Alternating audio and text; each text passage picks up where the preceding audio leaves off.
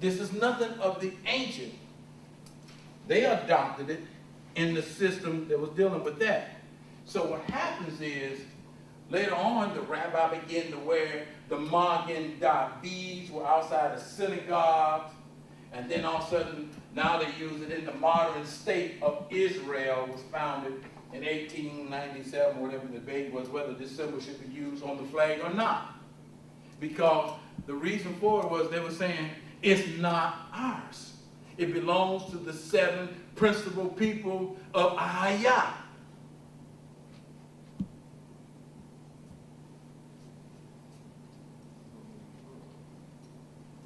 Today, the Magen David is universally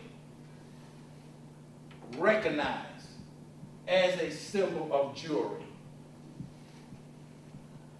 You got a brother from Cincinnati, Ohio, from Alabama. Shabbat Shalom. I'm a Hebrew Israelite, and I'm not, starting. No, you're not. No, you're not. It appears on the flag of the state of Israel, and the Israeli equivalent of the Red Cross is known as the Magen David Adam. In artwork, the official thing to the Jewish symbol was the menorah. They qualified artwork, and they said, we know that this artwork is fake.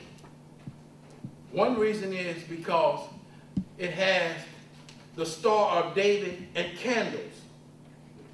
There were no candles in the ancient times. There were no Walgreens either, or Walmart.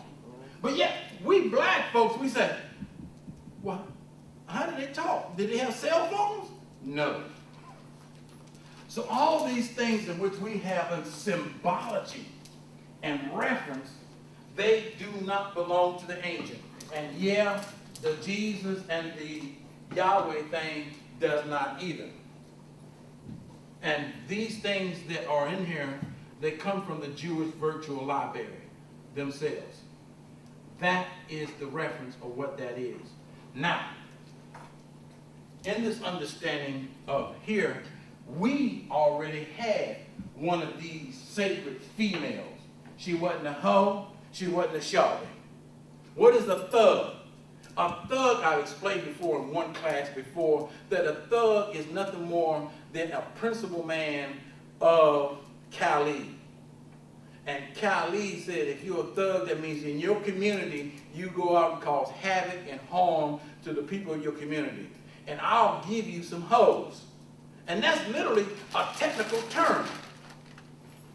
And the hoes would be there to deal with certain things, and they will mark individuals, and they go out and make money from a sexual end. As well as the men. Because there were male hoes too. So don't get tripping on thinking everybody, shorty's a 10, and brother over there, Divine Freddy, he ain't none either. He is too. He a hoe too. The Bible says male prostitutes. That's a hoe. He a hoe. Man, I've been in lockdown for 10 years now. I gotta do something. He's a hoe. Come out and then whatever. Let's get back to our class. I thought I was more tangent. Now,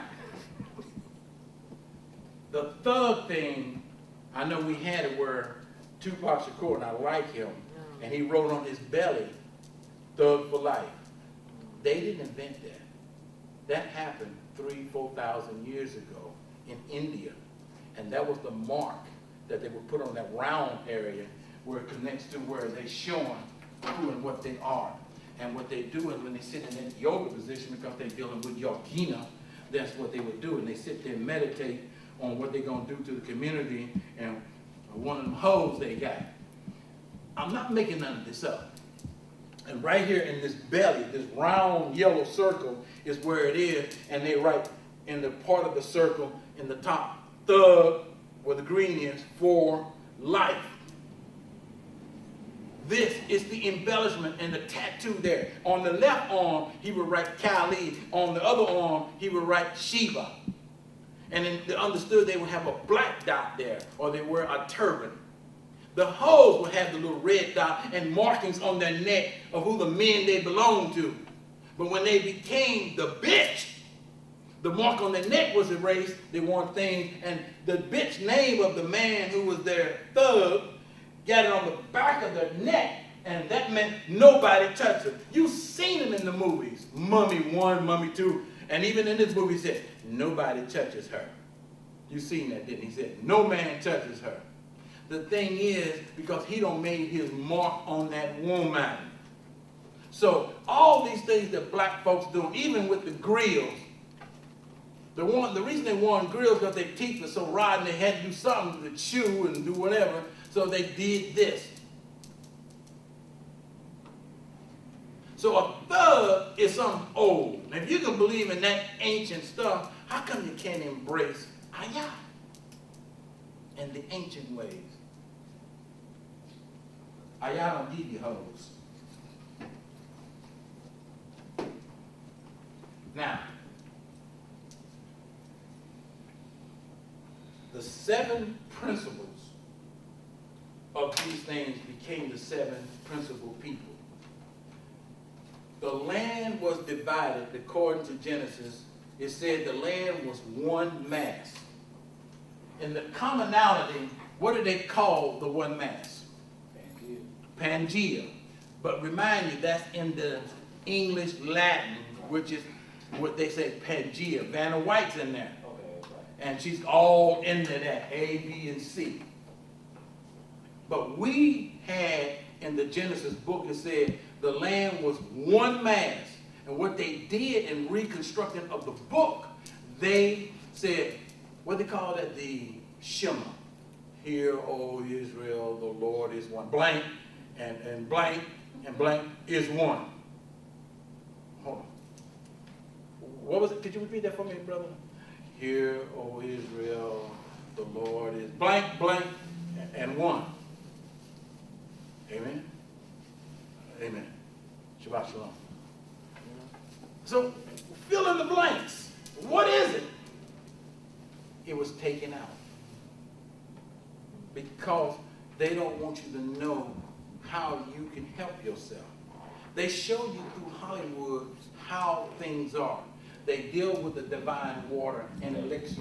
Even in the Forbidden Kingdom, the drunken martial arts guy that Jackie Chan played, he always had to have wine or whatever and had his elixir.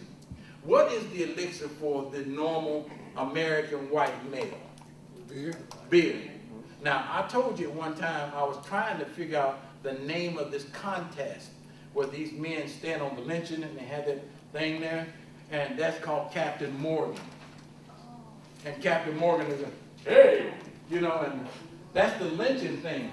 And see, the thing is, when they do their thing, they, you know, and they did their lynching, and the man that has the rope, got to be a nigga, Captain Morgan. Now, so they're saying now they got a Captain Morgan thing, and they're standing there.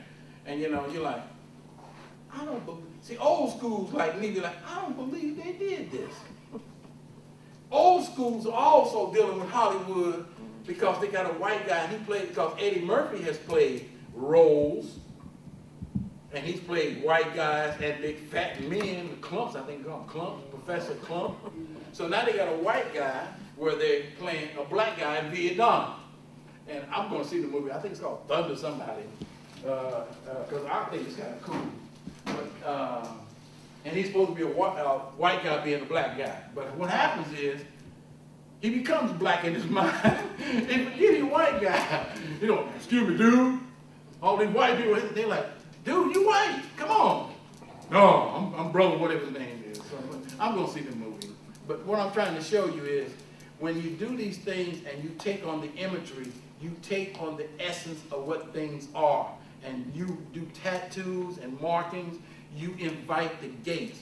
When you mess with the gatekeeper, you call a shorty and all this other stuff, you are disturbing the flow that is natural in your spiritual realm, so that you don't connect to your blue electric light and your essence of spiritual being.